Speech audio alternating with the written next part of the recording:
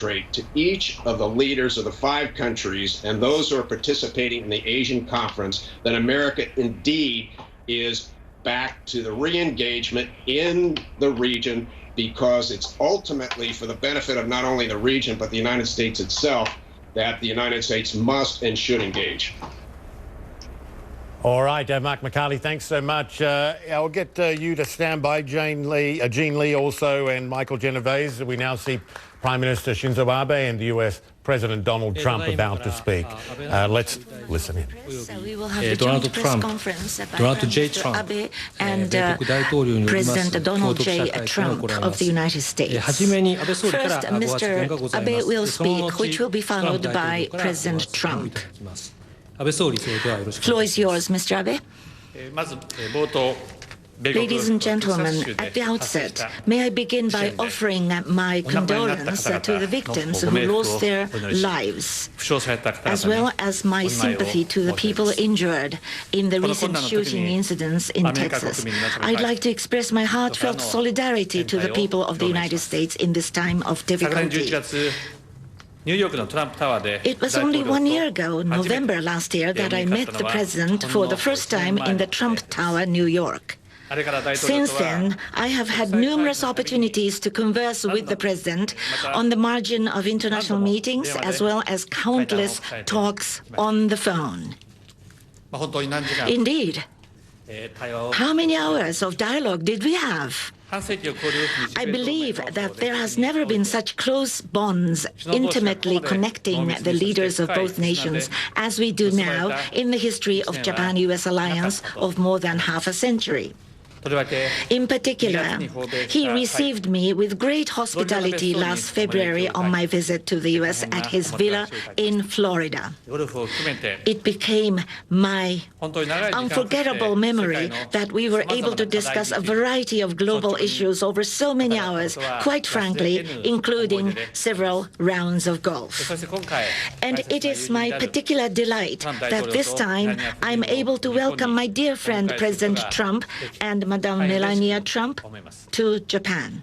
This first trip of President Trump to Asia is an historic visit in the current regional situation, which is ever more tense. And his first nation to visit on his tour is Japan. This made this historic significance even greater. In this way, two of us were able to show to the rest of the world the unshakable Japan-US alliance. Thank you so much. Thank you, Donald. For the last 2 days, I was able to have an in-depth discussion with Donald on a plethora of issues that the international community is faced with. In the discussion, overwhelming importance was occupied by the North Korean issue. We were in complete agreement as to the measures to be taken upon the analysis of the latest situation of North Korea, giving a good amount of time. Japan consistently supports the position of President Trump when he says that all options are on the table. Through the talks over 2 days, I have once again strongly reaffirmed that Japan and US are 100% together. For more than 20-some years, the international community attempted dialogue with North Korea. At the time of Framework Agreement of 1994 and at the Six-Party Agreement of 2006, North Korea committed in abandoning their nuclear program. But each time, the promise was broken, which resulted in North Korea buying time for their nuclear and missile development while we were making efforts for dialogue. There is no point in the dialogue for the sake of dialogue with North Korea.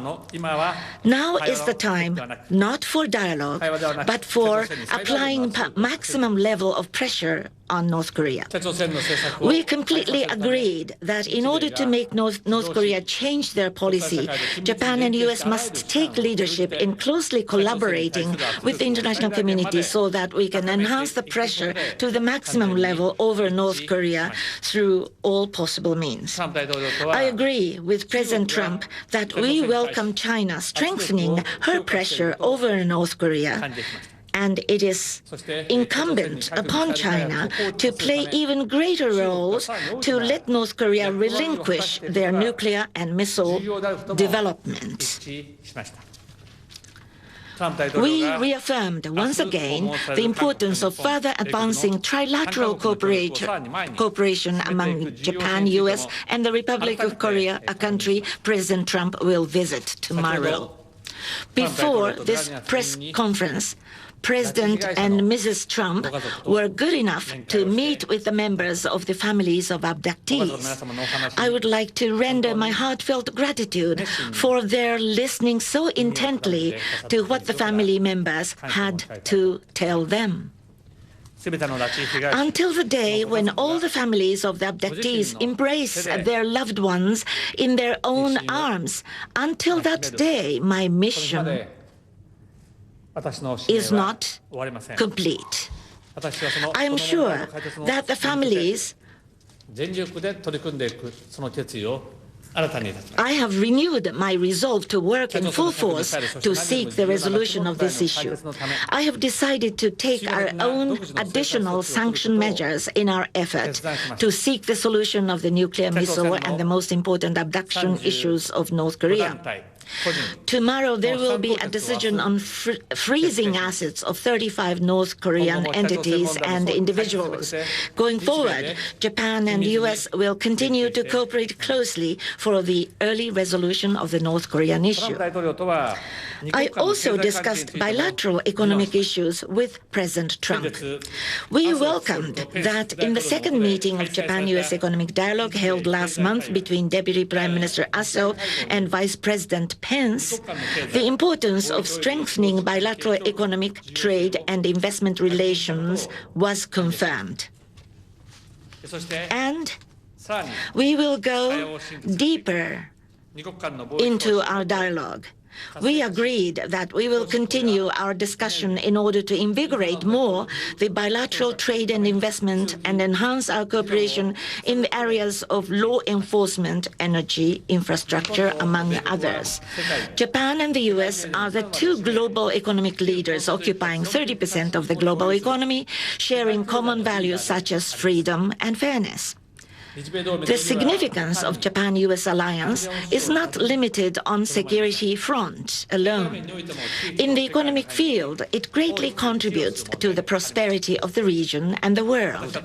I, together with President Trump, shall work not only in the field of bilateral trade, but also lead in the high-standard rulemaking in trade and investment broadly in the Asia-Pacific region. I am determined to see to it so that both Japan and U.S. strongly lead the regional and eventually the global economic growth by our cumulative efforts in creating fair and effective economic order in this region.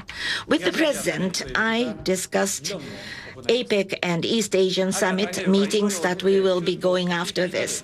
Indo-Pacific region, covering the vast area of Asia-Pacific through the Indian Ocean to the Middle East and Africa, is the growth center of the world with more than half of the world population. The maintenance and enhancement of the maritime order that is free and open is critically important for the peace and prosperity of this region, and we concurred to strengthen our cooperation toward realizing free and open Indo-Pacific. Under the unwavering Japan-U.S. alliance, I shall play a leadership role for the peace and prosperity of this region, hand in hand with President Trump. For the last 2 days, I had indeed very serious discussions with President Trump. I also had an opportunity to play golf with our top pro, Hideki Matsuyama, yesterday. Indeed, the match was a neck-and-neck competition, in my opinion. What was the reality? I hope that Mr. Trump will give his evaluation. The dinner where Mrs. Trump joined was in such a truly relaxed atmosphere that we almost forgot how time flew. I am greatly, very much satisfied. I hope that they enjoy the banquet later on by all means. Thank you very much. Thank you very much. President Trump, floor is yours. Thank you. Thank you very much.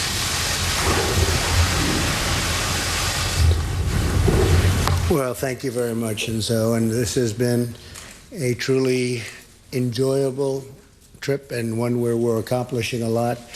And I agree with you that our relationship is extraordinary. And I agree with you also that there has never been such a close relationship between the leaders of two countries, these two countries, Japan and the United States. So it's been great to be with you, and we'll be spending a lot of time with you over the years. Melania and I are deeply grateful for the warm welcome we've received in your remarkable country, and that's what it is. It is a remarkable country. This is a land of incredible history, culture, tradition, and spirit. First, let me congratulate you on your great success in the recent elections. You won very big and very easily, and I'm not at all surprised. We both share in common and really a deep loyalty to our citizens and a deep faith in the destiny of our people, and also our people and our countries working together. I also want to take a moment to continue sending our thoughts, prayers, and deepest condolences to the victims of the horrific assault on a church in a beautiful area. So sad. Sutherland Springs, Texas, such a beautiful, wonderful area with incredible people. Who would ever think a thing like this could happen? So I want to send my condolences, the condolences of our First Lady. In tragic times, Americans always pull together. We are always strongest when we are unified. To the wounded and the families of the victims, all of America is praying for you, supporting you, and grieving alongside of you. Prime Minister, I want to thank you and the people of Japan for your friendship. We have so many great things that we can accomplish together, and we are in the process of accomplishing those things. It was a thrill for my daughter Ivanka to be able to participate in the World Assembly for Women and promote women entrepreneurship side by side. Our two nations are advancing policies to empower women and harness the full potential of our great economies. You were the first foreign leader to visit me shortly after my election. And now it is my pleasure to join you in your homeland to further strengthen the historic ties between our two great nations. As you know, this is my first visit to the Indo-Pacific region as president. Been here before, but as president, this has been my first, and it is my first. And I am thrilled that my first stop was with you, great friend. We're going to other countries where I have also developed some great friendships, and we're going to work to straighten a lot of things out, including trade, including military problems. We have a lot of things to work on, but this is a real honor to be with you, Shinzo. Japan is a very special place. The Japanese people are thriving. Your cities are vibrant, and you've built one of the world's most powerful economies. I don't know if it's as good as ours. I think not. Okay? And we're going to try and keep it that way. But you'll be second. And yet, for all of its modern splendor, the people of Japan maintain a profound respect for their rich culture, heritage, and traditions, honoring the past even as you blaze new trails into the future. Very, very strongly looking into the future is Japan. You demonstrate every day that the respect for history and heritage is the true foundation for progress. Our nations share an enduring bond. America and Japan face many challenges, many opportunities. There are many things we face, but we will be facing them together in friendship and as allies. Most importantly, we're working to counter the dangerous aggressions of the regime in North Korea. The regime continued development of its unlawful weapons programs, including its illegal nuclear tests and outrageous launches of ballistic missiles directly over Japanese territory, are a threat to the civilized world and international peace and stability. We will not stand for that. The era of strategic patience is over. Some people said that my rhetoric is very strong, but look what's happened with very weak rhetoric over the last 25 years. Look where we are right now. Prime Minister Abe has also shared with me the tragic stories of Japanese young people whom North Korea has abducted over the years. Together, we met with the parents of Megumi Yakoda, who was abducted as a young girl in 1977. No child should ever be subjected to such cruelty. No parent should ever have to endure 40 years of heartbreak. We also had a young, wonderful man in our country, Otto Warmbier. We all know the story of Otto. It's a horrible story, a sad story, and we can't let that happen. Cannot let that happen. The United States of America stands in solidarity with the people of Japan against the North Korean menace. History has proven over and over that strong and free nations will always prevail over tyrants who oppress their people. Our powerful and enduring U.S.-Japan alliance includes more than 50,000 members of the United States military stationed right here in Japan. In addition to that, we have 33,000 stationed in South Korea. American and Japanese military personnel train together, work together, and will stand together to defend the security and sovereignty of both of our countries. I want to thank the entire Japanese people for acting as such gracious hosts and strong partners for our men and women in the armed forces. America is also committed to improving our economic relationship with Japan. As President of the United States, I'm committed to achieving a fair, free, and reciprocal trading relationship. We seek equal and reliable access for American exports to Japan's markets in order to eliminate our chronic trade imbalances and deficits with Japan. We're working on that. Something we've all been working on very hard from the very beginning of our meetings. As we continue to pursue closer economic ties, I believe it will create new and exciting opportunities to achieve greater prosperity in both of our nations and to advance new frontiers in science, medicine, and technology. The United States respects and honors Japan's heritage and admires your deep well of perseverance. I appreciate very much your acknowledging and stating the fact that the United States economy has done so well since our election on November 8th. Close to 2 million jobs, the highest stock market in our history.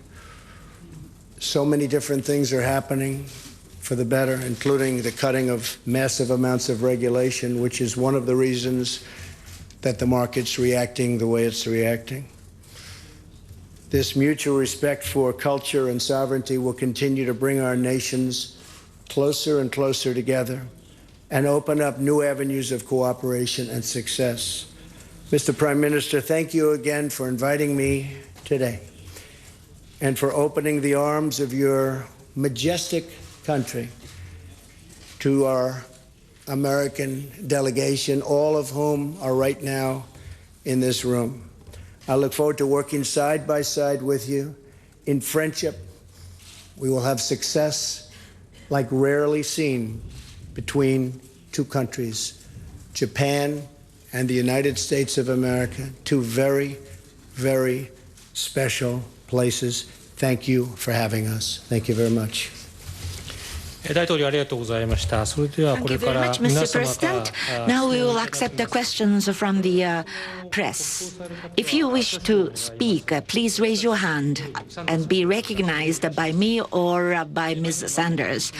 And then please come to the standing microphone, and then please identify yourself by stating your name and affiliation and proceed to your question. First, Japanese press. I will ask for a question from the Japanese press, which will be followed by the U.S. Accompanying press. So we will accept questions from the two journalists respectively. And please identify to whom the question is addressed, either to the Prime Minister or to President Trump. So first is the Japanese press. Any person to speak up? Yes, please. Hara from NHK. This is a question to Mr. Abe. Prime Minister and President Trump have agreed on maximizing the pressure toward the relinquishing of nuclear development by North Korea. Mr. Trump is going to Korea and China, and then there is going to be an APEC leaders meeting. So, Mr. Abe, what is your idea about the significance of this bilateral summit meeting? On the other hand, North Korea is still fixing its attitude, not responding to the relinquishing of nuclear development. What is necessary in order to avoid any accidental military confrontation? While Japan-U.S. alliance being the foundation of the regional peace and prosperity, precisely when Japan-U.S. partner strongly, the peace of this region becomes unshakable. From that perspective, I consider that this time we were able to reaffirm strong bonds and ties between Japan and the United States on this opportunity of the visit of President Trump. This was quite significant for the regional peace. On the North Korean situation, between President Trump and myself, we confirmed that we are together 100%. We will enhance the pressure that the entire international community exercises over North Korea to the maximum extent by both Japan and the United States collaborating and working toward China and Russia. No one likes conflicts. I don't like it, Mr. Trump neither. But North Korea continues its provocation against the international community. So we need to collaborate in the international community so that they change their policy. We must exercise our pressure, and from the North Korea, we will change our policy. So please come to talk to us. I think this is what is most important that we expect. And we have a complete agreement with President Trump. And together with many countries, I'm sure that we share in the same thinking. Also, the free and open maritime order based upon the rule of law is the foundation of the stability and prosperity of the international community. This time around, as the first leg of his tour in Asia, President and I were able to reaffirm that both countries will make efforts looking toward the Indo-Pacific, which is free and open, very significant. There will be APEC leaders meeting and EAS summit meeting. In these meetings, I'd like to take leadership in driving this kind of discussion. So, free and open Indo-Pacific strategy. If any country would agree with this strategy, with whatever country, we can collaborate for the implementation of this strategy. So we will continue to have partnership between Japan and the United States so that we can contribute jointly to the peace and stability of the region. Thank you. Sanders-san. United States first question will go to Steve Holland from Reuters.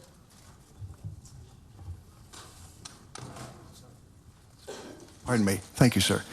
In response to the Texas shooting, what policies would you support to reduce these violent actions? Is gun control the answer? And secondly, you spoke yesterday about the warmth of the North Korean people. What's your message to their leader, Kim Jong-un, as you prepare to head to South Korea tomorrow? And if I could ask the Prime Minister a question as well, could you respond to what the President said this morning, that trade is not free and reciprocal with the United States? Thank you. Well, as far as the North Korean people are concerned, Steve, I think that these are great people. They're under a very repressive regime. And I really think that ultimately I can tell you this, that I hope it all works out. It'd be better for everybody. Certainly would be better for North Korea, but it would be better for everybody. So we hope that's going to take place.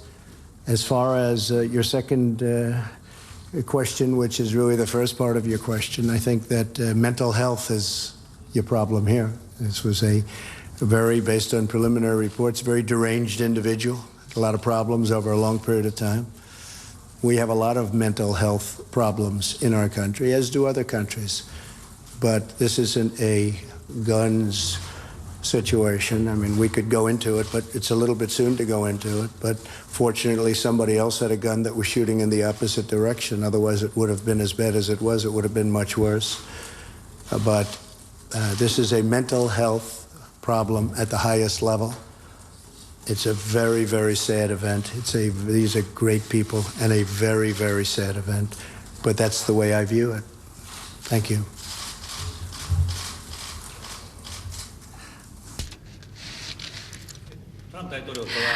With President Trump, trade and economic matters, bilateral issues, we did discuss. On the economic matter, how U.S. and Japanese economies should be. There is dialogue going on between Mr. Aso and Mr. Pence. There were 2 meetings already. So on the question of economy, together with President Trump, not only regarding bilateral trade, we would like to see the entire region of Asia-Pacific. High standard rule-making is something that we want to pursue. So with both countries in this region, we will make efforts to create an economic order which is fair and effective, so that regarding the both economies mutually, we would like to see the mutual development of both economies. So in the United States, already since the start of Trump, partly thanks to the Japanese investment, 17,000 jobs have been created in the United States. So all countries of the world, vis-à-vis the United States, they make investment, but Japanese investment ranks in terms of job creation. So the economic relations between the 2 countries may develop further, thereby creating jobs, thereby growing the economy. So in creating both countries' economies, Aso-Pence economic dialogue framework would be quite relevant, and we'd like to see good outcome from that dialogue. We will go back to the Japanese press for questions. Yes, please. Takita from Sankei newspaper company. I have a question to President Trump. You met with the family members of abductees, and you met with Hitomi Soga, actual abductee. How can you comment on your meeting with them? To North Korea, is there a possibility of a U.S. military action? Suppose that the U.S. decides to go on it. The abductees rescue, how do you think about it once the military action is to be imminent? Well, I think it's very sad. I look at what's happened, and it's a very, very sad thing. Who's ever heard of anything like this? Abducted by a hostile country for purposes of language, for purposes of, could be any number of other reasons. We'll see what happens in terms of the ultimate conclusion. But I did put it in my speech at the United Nations, and many people in Japan were really thrilled that I did, because a lot of people thought that the folks we're talking about were forgotten about. Like I say, the forgotten people, well, they were maybe the forgotten people. But I can tell you, your great Prime Minister did not forget, He didn't forget at all. So we'll work together and see if we can do something. Now the spotlight is on, and perhaps we can have some very good luck, and perhaps the regime itself would send them back. I think it would be a tremendous signal if Kim Jong-un would send them back. If he would send them back, part of something I think would be just something very special if they would do that. But I spoke with people who are devastated, and they've been devastated for many years. They think they're alive, but they don't know. Probably makes it even tougher that way. But we'll see what happens. Thank you. Thank you. The second question from the United States, Mark Landler, New York Times.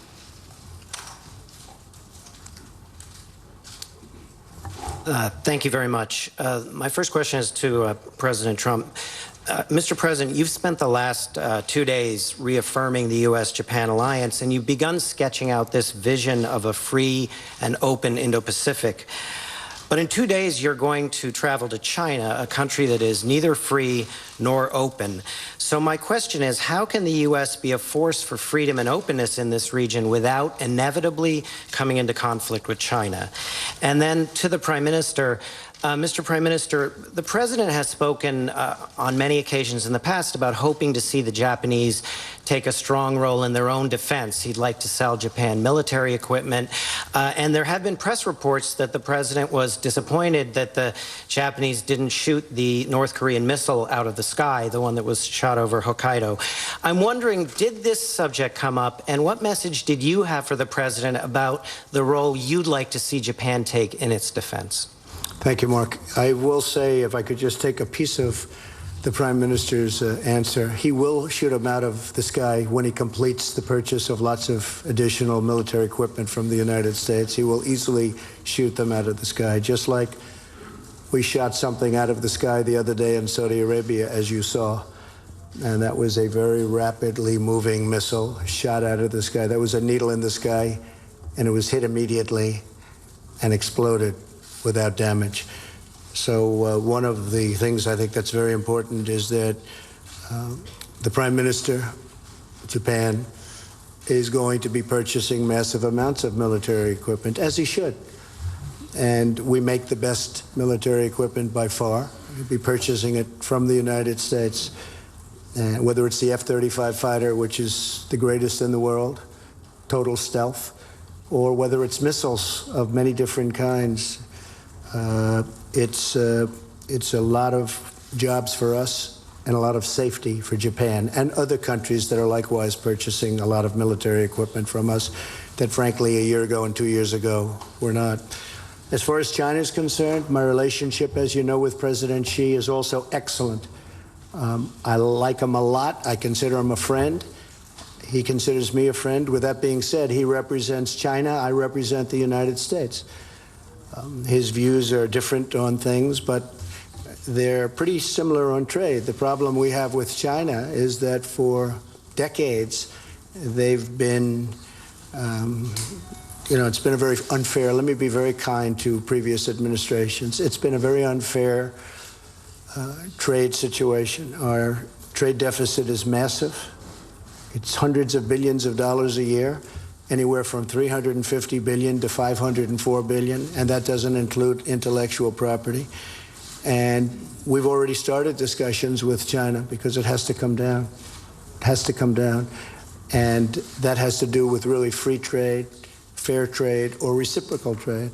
And frankly, I like reciprocal the best of the group, because when you explain to somebody that you're going to charge tariffs in order to equalize, or you're going to do other things, some people that don't get it, they don't like to hear that. But when you say it's going to be reciprocal, that we're going to charge the same as they're charging us, the people that don't want a 5% or a 10% tariff say, oh, reciprocal's fair, and that could be 100%. So it's much more, Mark, understandable when you talk about reciprocal. And reciprocal trade is very important to me. We have many countries, not just China, or Japan, or so many others that we see. I mean, we have one country that charges us 100% tax if we sell things into that country. And yet, when they sell the same product into our country, we charge them nothing.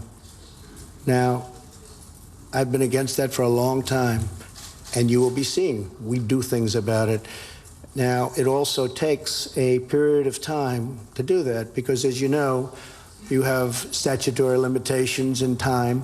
You have to put out notices. You have to wait 90 days before you can put out the next, and then you have to wait another 120 days, and then a 30-day. Now, much of this has already been caught up. Some of it was unnecessary statutorily. But you will be seeing things of countries that have been treating the United States and the United States worker and companies, because I view the companies not as a company, I view it as an extension of the worker, but that have been treating our companies, our country, and our workers very unfairly. You will be seeing that the United States will take very, very strong action. It's already started, but most of the legal foundation has now been done. And you're going to see a very big difference, and it's going to happen very soon because the United States, by many countries, has been treated very, very unfairly when it comes to trade. Thank you very much. Regarding Japan, defense equipment, a lot of them we purchase from the United States. North Korean situation becoming very tough. The Asia-Pacific security situation becoming very tough. We qualitatively and quantitatively, we have to enhance our defense capability. As the President mentioned, F-35A is a case in point. SM-3, Block 2A is another plan for purchase from the United States. Aegis vessels, the quality and the quantity must be enhanced. In that process, we will be buying more from the United States. That is what I'm thinking. Now, North Korea. North Korea launched missiles. Immediately after that, we traced them. We were able to grasp and trace where they were going. Missile defense is something which is based upon the cooperation between Japan and the United States. Missile defense system is a cooperation between the two countries. For the intercepting and shooting down, if it is necessary, of course, we will do that. If it is necessary, but in doing so, U.S. and Japan will closely coordinate our actions. Thank you. Thank you very much. With this, we will end the joint press conference by the two leaders of Japan and the United States. Thank you very much, ladies and gentlemen of the press.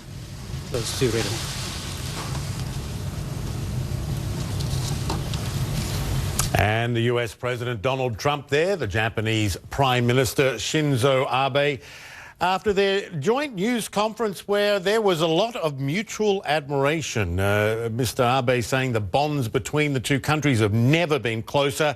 He called Donald Trump his dear friend. And Donald Trump, for his matter, said the relationship is extraordinary. Never been such a close relationship between these two countries. I want to bring in Alexandra Field now in Tokyo to talk about this. Your thoughts on the headlines there, Alex. Your takeaway from this. I mean, there were a lot of questions on trade. Trade has been a major issue between these two countries, but not a lot of firm answers, really. Not a lot of this is what we're going to do. No, the talking points were largely what we would expect the talking points to be, because you've seen both of these leaders alluding to this throughout the course of their two-day trip, saying that discussions on trade and discussions on security would be the top priorities here. You did have them both coming out in really glowing and superlative terms, talking about the relationship that they have cultivated, not just the personal relationship that these two leaders share, but also talking about a sort of shared vision, shared strategy, and suggesting over and over again from both sides that the relationship between these two allies has never in the history of the alliance been stronger. Let's take the point of North Korea first, because we knew that when President Trump began this trip to the region, that this would be a top priority, this would be the part of the trip that would be closely watched, and that he would find his closest ally in terms of strategy right here here in Japan. And certainly Prime Minister Shinzo Abe did reaffirm that. He said over and over again that Japan was with the United States 100% when it comes to the goals in terms of denuclearization of the Korean Peninsula and containing this threat that has continued to ratchet up over recent months. You heard the Prime Minister going even farther, saying that Japan will take additional steps, which include new sanctions on 35 different entities and individuals related to North Korea. Certainly that has been the push of the Trump administration, not just these UN Security Council resolutions, which have meant some of the strongest, the strongest sanctions ever against North Korea, but also urging others who do business with individuals, who do business with North Korean entities, to sanction those. They are really trying to turn off the tap when it comes to the revenue and the resources that flow to that rogue regime, which fund this nuclear program, which has so rapidly accelerated. So you did hear the Prime Minister saying over and over and over again that he stands closely with President Trump. To that end, they talked about something else that you've heard President Trump speak about before, which was the plan to sell more defense equipment to Japan. That's been a top priority for Prime Minister Shinzo Abe, who was recently reelected with a strong majority. It is his position that Japan needs to up and increase its defensive capabilities given the North Korean threat. And you heard him talking just moments ago about the purchase of additional equipment and also potentially the purchase of additional missile interceptors.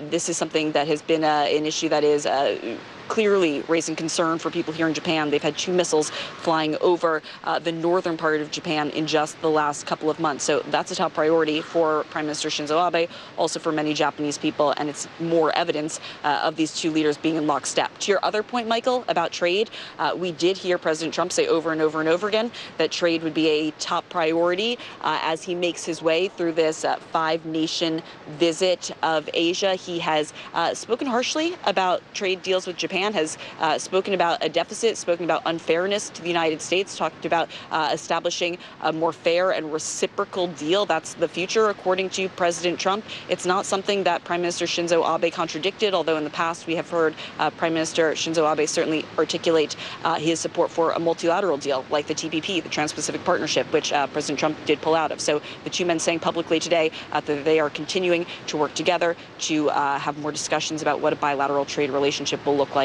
in the future, Michael. Yep, no detail, but plenty of ideas, and as you say, very much a mutual admiration society. Yeah, Donald Trump saying that the Japanese would be able to shoot those missiles out of the sky once they had purchased massive amounts of military equipment from the United States. Alex, thanks so much. Stand by there. President Trump also talked about the shooting in Texas. Let's play that for a moment. We have a lot of mental health problems in our country, as do other countries.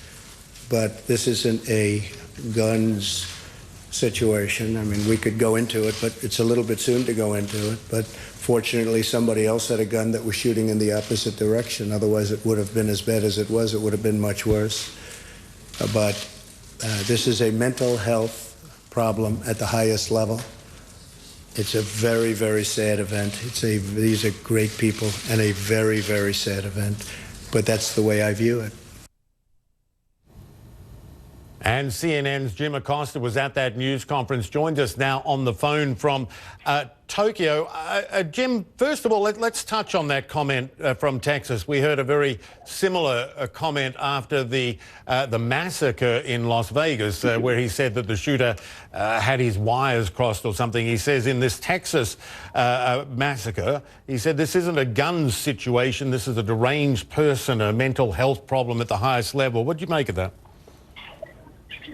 Well, Michael, this is the president really going back to his position. It always seems to be the position that he has after one of these mass shooting events, and that is that now is not the time to talk about gun control.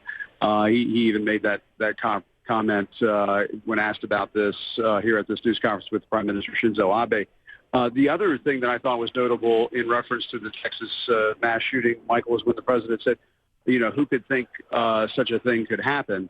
Almost immediately after the president said that, you could see sort of the response on social media asking the question and the comment, well, of course you could see something like this happening again. in the United States. These mass shootings tend to happen a lot. They're happening with more frequency. As you've seen in just the last month or so, you've had two of the deadliest mass shootings in American history happen almost back to back, Las Vegas and now what's happened in Texas with this mass shooting at the church.